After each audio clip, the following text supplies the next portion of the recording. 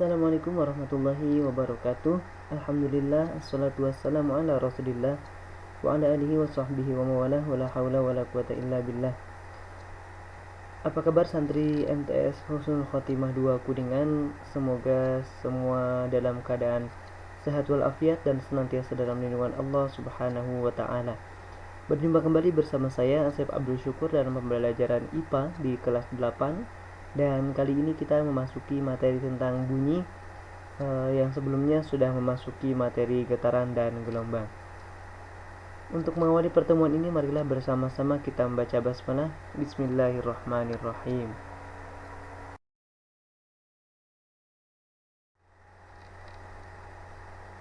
Baik santri sekalian, untuk mengawali pertemuan kita ada dua pertanyaan untuk kita pikirkan.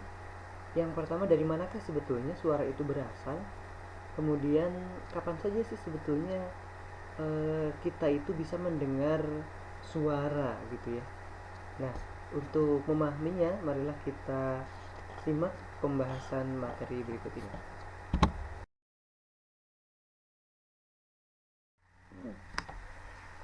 Ya, ketika kita berbicara atau bernyanyi sambil memegang leher kita, maka akan terasa adanya getaran di leher kita. Atau juga jika kita perhatikan, misalnya saat beduk itu dipukul, maka di samping terdengar bunyi juga tampak pada permukaan lapisan dari kulit di beduk adanya getaran. Nah, inilah yang menyebabkan suatu benda itu dapat menghasilkan bunyi, yakni karena adanya getaran.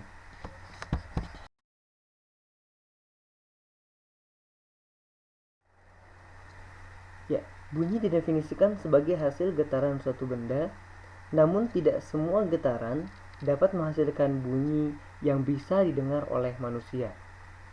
Karena manusia memiliki batas pendengaran minimal dan juga batas maksimalnya.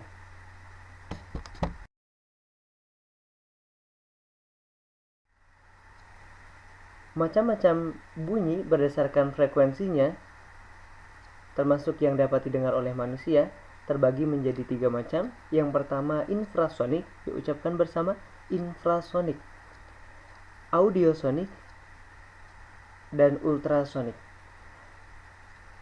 Bunyi infrasonik adalah bunyi dengan getaran yang frekuensinya kurang dari 20 Hz yang tidak dapat didengar oleh telinga manusia. Ada beberapa hewan yang dapat mendengar frekuensi ini, yakni ada anjing dan juga jangkrik. Sedangkan audiosonik adalah getaran dengan frekuensi antara 20 hingga 20.000 Hz, yang mana ini adalah jangkauan yang dapat didengar oleh telinga manusia normal. Kemudian ada lagi yakni ultrasonik, di mana merupakan getaran dengan frekuensi lebih dari 20.000 Hz. Artinya 20.000 getaran dalam setiap detik. Sangat banyak bukan? Nah, getaran ini tidak dapat didengar oleh manusia, namun dapat didengar oleh hewan, yakni kelelawar, ikan paus, dan juga lumba-lumba.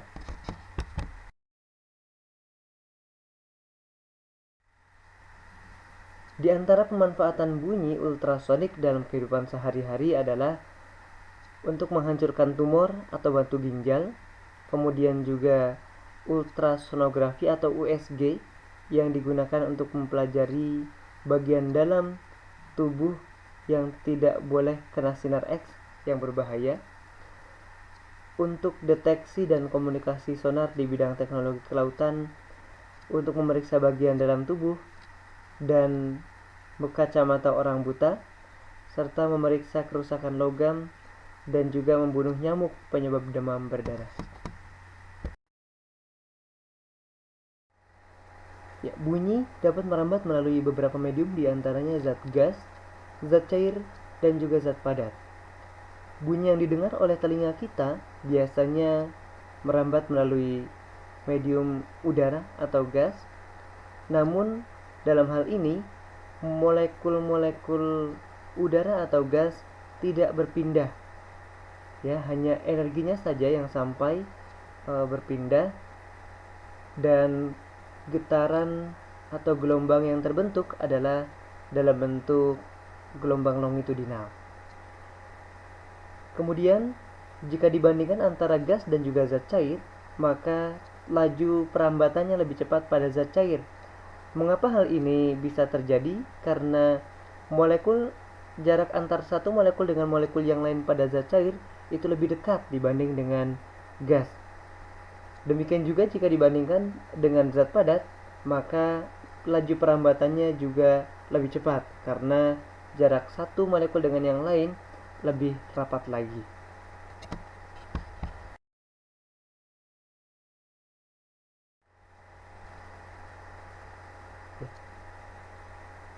Laju perambatan bunyi, nah ini dirumuskan sebagai besarnya jarak yang ditempuh oleh bunyi setiap 1 sekon. Oleh karena itu, dituliskan dalam bentuk rumusan atau simbol V sama dengan S per T, atau biasa kita sebut dengan istilah C-fit. Mari ucapkan bersama C-fit, ya. S sama dengan V dikali T, di mana V-nya adalah kelajuan rambat bunyi atau cepat rambat bunyi dengan satuan meter per sekon. Sedangkan S-nya adalah jarak yang ditempuh dan T adalah waktu tempuh. Ya, jadi sekali lagi rumusan dari cepat rambat bunyi atau kelajuan rambat bunyi ini adalah C-fit atau S sama dengan V kali T.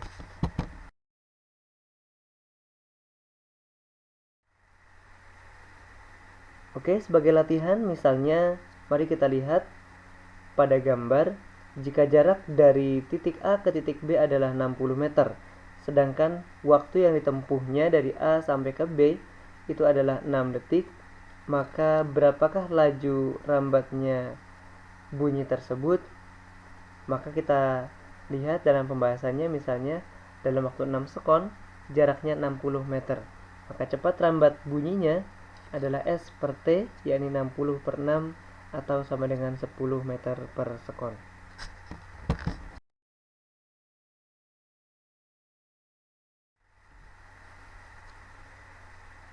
Ada beberapa konsep yang perlu dipahami berkaitan dengan bunyi, yakni kuat dan lemahnya bunyi. Bahwa kuat dan lemahnya bunyi ini dipengaruhi oleh amplitudo gelombang. Oke, masih ingat ya, amplitudo yaitu simpangan terjauh dari titik kesetimbangan. Artinya, semakin besar amplitudo gelombangnya, maka semakin kuat bunyi yang dihasilkan atau semakin keras ya bunyinya. Sebaliknya, jika amplitudo semakin kecil, berarti bunyinya semakin pelan. Nah, ini yang kita kenal dengan variabel, misalnya volume ya, atau fitur, maksudnya fitur volume dalam sebuah alat elektronik. Kemudian tinggi dan rendahnya bunyi, yakni dipengaruhi oleh frekuensi, di mana frekuensi masih ingat ya, yaitu banyaknya getaran setiap sekon atau banyaknya gelombang setiap detik. Nah, artinya semakin besar frekuensi sumber bunyinya, maka semakin tinggi pula bunyi yang kita dengar. Nah, dalam hal ini berarti ya, kalau misalkan kita perhatikan pada tangga nada do, re, mi, fa, sol, la, si, do, berarti do yang pertama dengan do yang kedua, do, dan seterusnya, itu adalah adanya perbedaan frekuensi bunyi. Semakin tinggi berarti frekuensinya semakin besar.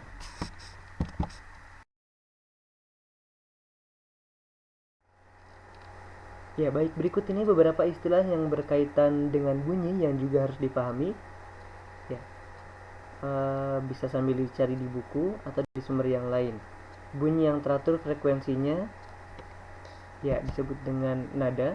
Kemudian bunyi yang frekuensinya tidak teratur, berarti kebalikannya adalah disebut dengan desah. Dan sedangkan desah yang bunyinya sangat keras seperti suara bom, ya disebut dengan dentum. Sedangkan peristiwa ikut bergetarnya suatu benda akibat getaran benda lain yang memiliki frekuensi yang sama disebut dengan resonansi.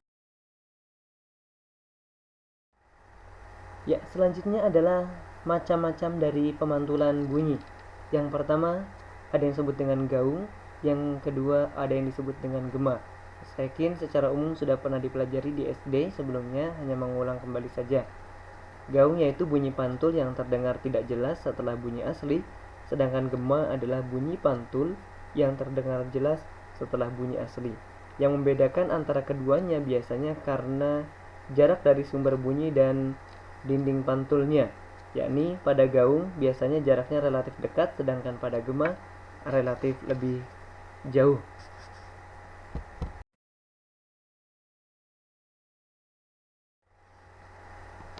Macam-macam pemantulan bunyi, diantaranya digunakan untuk menghitung kedalaman laut, sebagaimana yang tadi sudah disebutkan, pemanfaatan dari bunyi ultrasonik ya. Kemudian juga dalam rangka untuk survei geofisika. Jadi di samping untuk mengetahui kedalaman laut, juga untuk mengetahui kandungan yang ada di bawah lapisan permukaan bumi.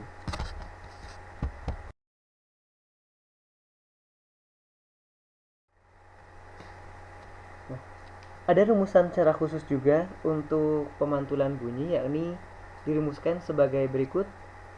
V sama dengan 2S per T, atau saya biasa sebutkan sifit bagi 2. Ucapkan bersama, sifit bagi 2. Nah, kenapa sih harus dibagi 2? Sebetulnya asal-muasalnya karena kalau kita lihat dari sumber bunyi, ketika gelombang dipancarkan, maka akan dipantulkan kembali, sehingga lintasan dari gelombang ini menempuh 2 kali dari jaraknya. Kalau rumusan sebelumnya hanya sifit saja karena tidak memantul. Tapi kalau rumusan dibagi 2 ini khusus untuk yang dipantulkan, maka rumusannya sifit bagi 2. Ulangi, ucapkan bersama, sifit bagi 2. Dimana S-nya adalah kedalaman laut, atau nanti kalau gua berarti kedalaman gua dan sebagainya. V-nya adalah kelajuan rambat bunyi, dan T adalah waktu tempuh dalam satuan sekon.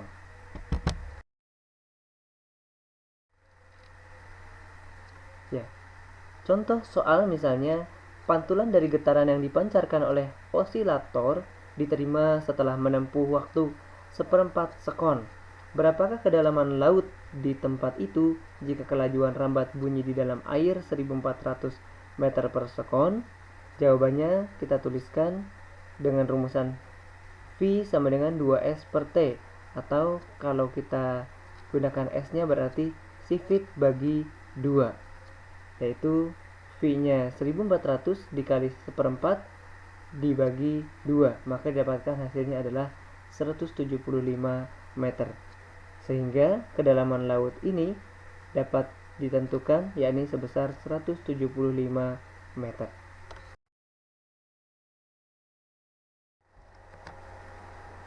Ya, berikut ini adalah latihan soal dan silahkan kerjakan di buku tulis masing-masing. Sebuah kapal memancarkan sinyal bunyi ke dasar laut R dan S, seperti gambar. Bunyi pantul dari S tertangkap kembali di kapal 2 sekon sesudah sinyal dipancarkan, dan bunyi pantul dari R tertangkap kembali di kapal 3,5 sekon sesudah sinyal dipancarkan. Jika cepat rambat bunyi di air 1500 meter per sekon, hitunglah selisih kedalaman R dengan S. Maka yang harus dilakukan terlebih dahulu adalah mengukur kedalaman R, mengukur kedalaman S. Menghitung maksudnya ya, dengan cara rumusan tadi. Ingat, karena dipantulkan berarti rumusannya adalah sifit bagi 2. Ya, dengan jarak R yang ditanya berarti V dikali T dibagi 2. 1500 dikali dengan R, jarak waktunya 3,5 sekon, dibagi 2. Dan S juga sama, 1500 dikali 2 dibagi 2. Setelah itu kurangkan atau hitung selisih dari R dengan S.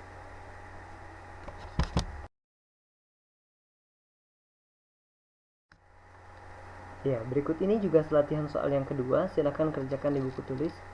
Jika bunyi pantul dari tebing A terdengar 1 detik setelah bunyi asli, dan 2 detik setelah bunyi asli kemudian terdengar bunyi pantul dari tebing B. Jika cepat rambat bunyi di udara 340 meter per sekon, maka hitunglah jarak kedua tebing tersebut. Ya, berarti yang harus dilakukan adalah menghitung jarak seseorang terhadap tebing A dengan rumusan, ingat karena dipantulkan berarti gunakan rumusan sifit bagi 2. Demikian juga dari orang tersebut ke tebing B dengan jarak sifit bagi 2 dengan rumusan sifit bagi 2, maksudnya kemudian setelah itu dihitung selisih, dijumlahkan jarak antara orang dengan tebing A dan orang terhadap tebing B.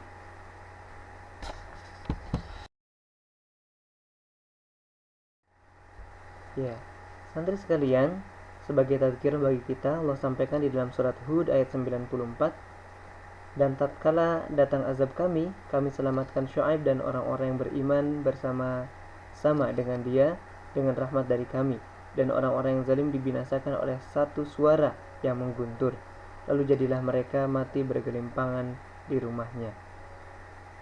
Nah, dari sini ada satu kata yaitu suara atau juga bunyi yang ada di dalam Al-Quran yang disebutkan. Mudah-mudahan menjadi peringatan bagi kita bahwa di zaman dahulu pernah ada azab yang Allah turunkan disebabkan oleh satu suara. Demikian yang bisa disampaikan. Jazakumullahu khair. Semoga bisa bermanfaat dan juga berkah untuk kita semua. Wassalamualaikum warahmatullahi wabarakatuh.